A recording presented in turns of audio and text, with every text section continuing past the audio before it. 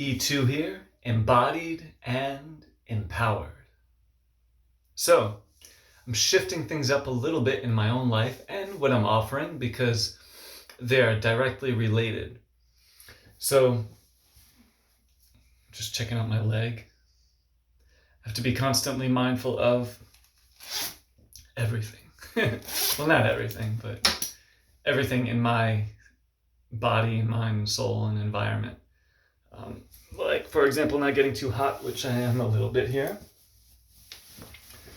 So, being mindful of not aggravating pre-seizure auras, being mindful of not overdoing anything in the body, because yesterday I was using an acupressure pad, which is super amazing. It's like the benefits of acupuncture without puncturing the skin in many ways. So I was laying down on it, and I haven't done that yet since I don't remember the last time I did that, but definitely not in the past 2 months since I had this recent head surgery. It felt good, but then as soon as I stopped, it was like the whole left side of the body especially felt like it was going to cramp up, like the whole left side from the left leg to the left arm. Because of the tumor and the radiation and the inflammation on the right side of the head, there's been so much stress on all of the nerves on the left side of the body. So definitely good presence practices. It was like that for maybe like 30 minutes where it felt like it was just going to be very, very dangerous. But they're good practices. I'm more than willing to go through those painful experiences for the healing, but just making sure that I'm safe and that I don't hurt the body. So yeah, back to the name E2. So what I'm doing is the name that the shaman gave me. Of course, we could give ourselves any name, but it was meaningful for me to request from the shaman who I studied with for a new name. And he gave me the name E3, embodied, empowered, and ecstatic. So today, with the help of a friend, I realized that's an awesome affirmation and name, and it still is my name.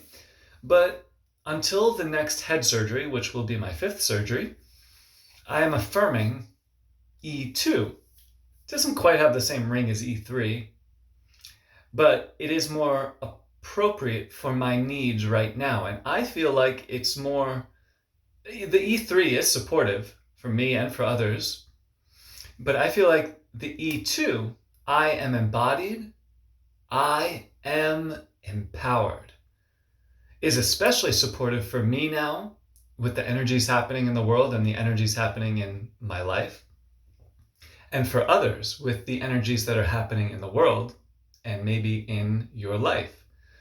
So I am going to be doing this affirmation every day, all day long, just like I've been doing with the E3 affirmation for many, many months.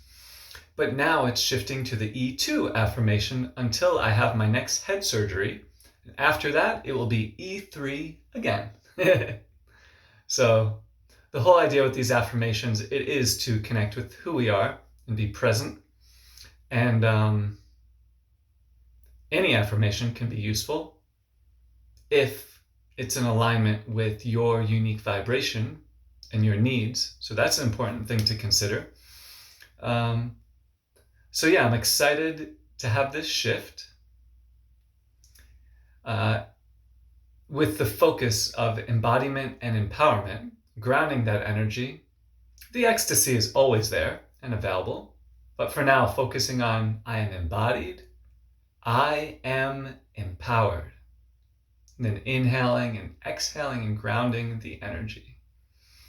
So I'm excited about that. I'm going to start the I don't know what I'm going to call it. Because see, E2 doesn't have quite the same ring as E3, I believe. So I've been doing the E3 affirmation through the New Year challenge. So I might shift it to embodied and empowered affirmation. Could do E2 affirmation through the New Year challenge, or embodied and empowered affirmation through the New Year challenge. We'll figure it out. But the main thing is beginning the practices now, doing my best now, bringing this positive energy now into my experience and sharing it with others. So updates.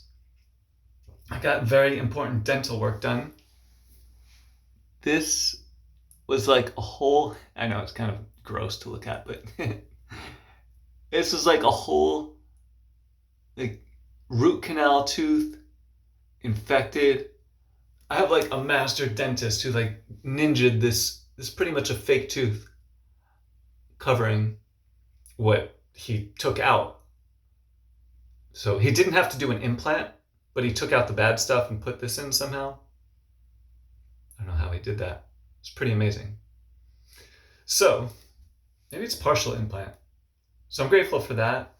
Tomorrow I'm doing hyperbaric oxygen therapy. The last time I did hyperbaric oxygen, later that night I had a seizure and had to go to the hospital. I think it was too stressful on the body, even though the oxygen is awesome. So I'm preparing for that. I'm going to try to get to sleep a little bit earlier.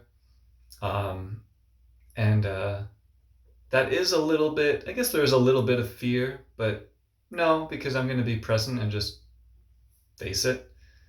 Because if you can imagine going into a hyperbaric chamber without a section of skull on, there's a little moment of like, how safe will this be? I did it once. Then, like I said, later that night I had to go to the emergency room because of a seizure.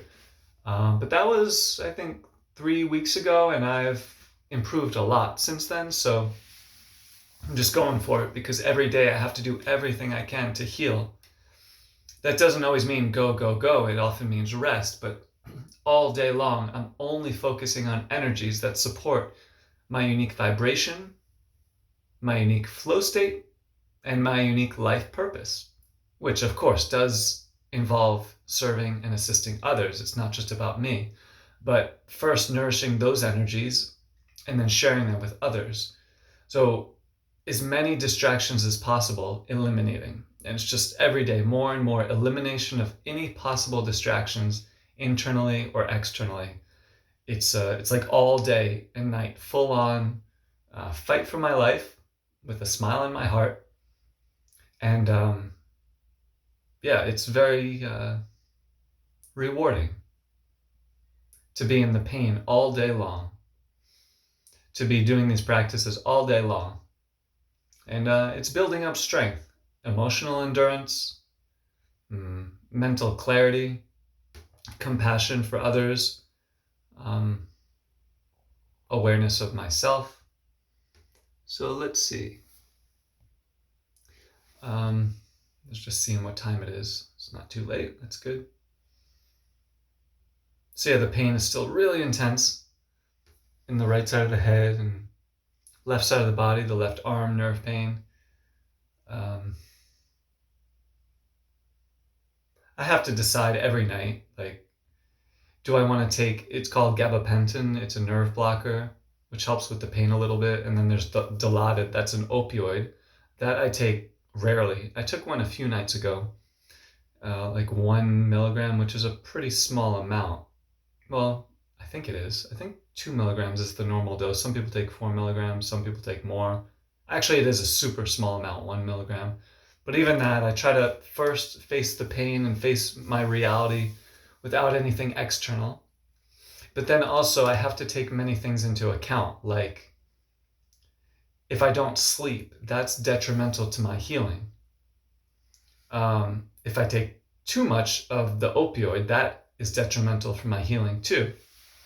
And then there's also the psychological aspect of, do I need it for the healing? Or is it being used as an escape?